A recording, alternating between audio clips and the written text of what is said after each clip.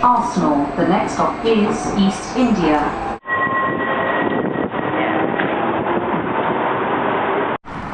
So we're here in East India Dock. Just come out of the tube station. Seems pretty desolate. Not much traffic. Not too many people, seeing as it's 2 in the afternoon. Probably most people at work. So what do you think, Amy? We're here at East India. Well, I'm just surprised by how few traces there really are of this history, and everything's been taken over by high-rise buildings, and obviously there's water, but so much has been filled in around here, so I'm finding it quite a strange experience. Why do you think this area is called East India? I'm not quite sure, but I'd imagine it was something to do with the Docklands and a lot of ships coming in from India. I'm not from this area. Okay. So I don't know, maybe they are filling in empty lands. I don't really know. It might be around, there is an East India dock around here somewhere. I believe it's called East India Dock is because it's where all the stuff, when it was a shipping dock, which was more over there, all the spices and things from that part of the world used to be transported here. This was the main port that it came into. So that is why I believe it's called East India Dock. Now it's mainly the financial districts.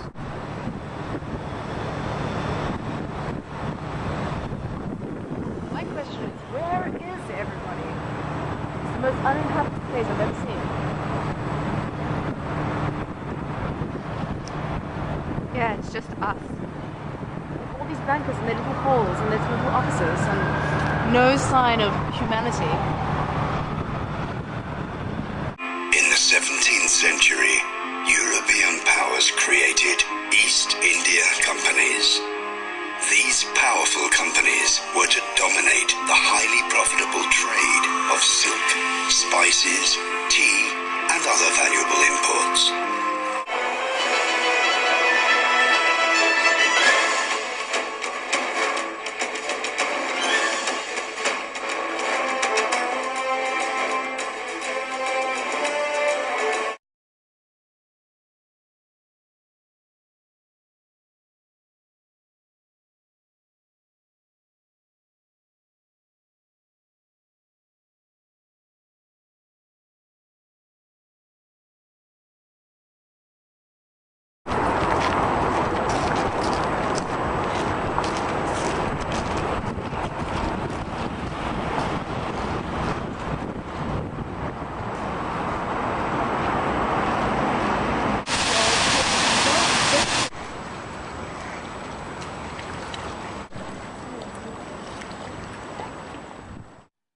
So further along in that journey we found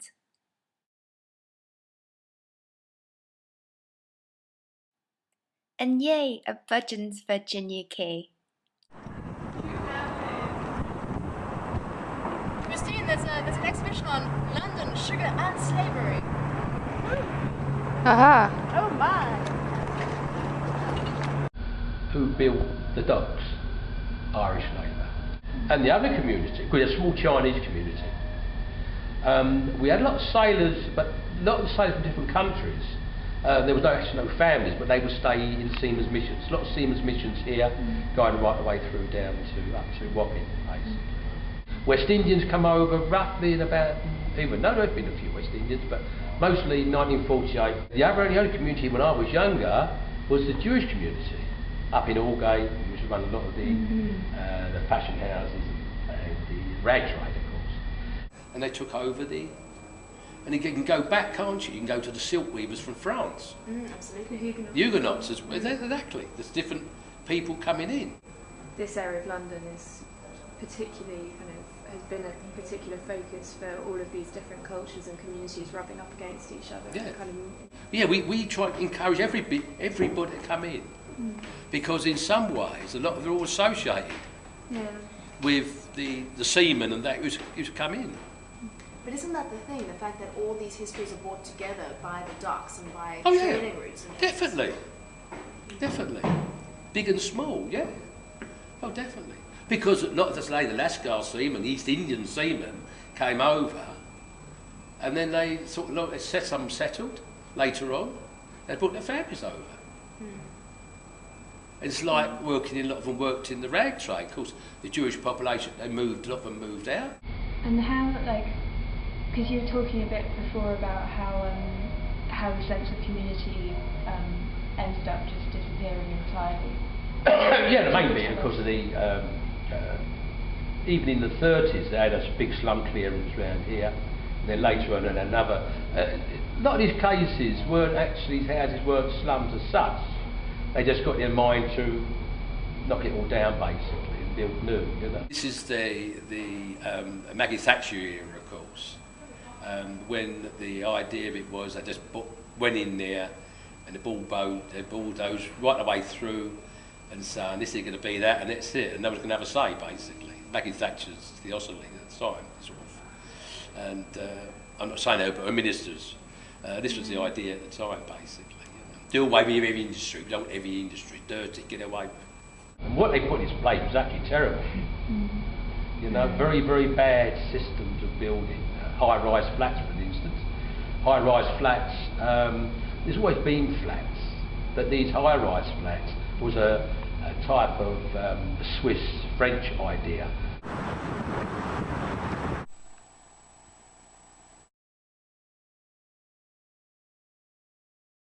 Of course, their idea was you put the flats up and you build it, you have a community as well. You have hospitals, dentistry, play centres, everything there, everything.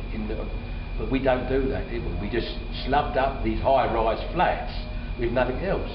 I mean, I know people who lived in them, who lovely flats inside, nowhere for the kids to play.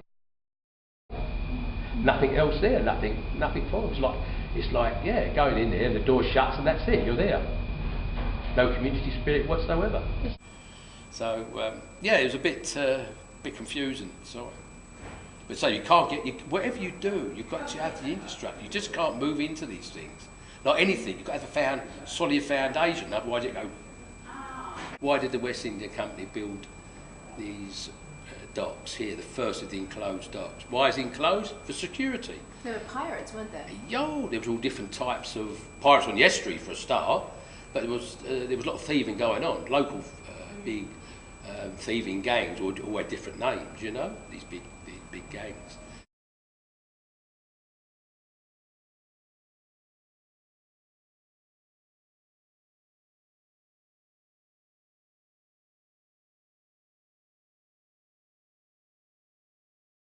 And yeah, lovely place to work.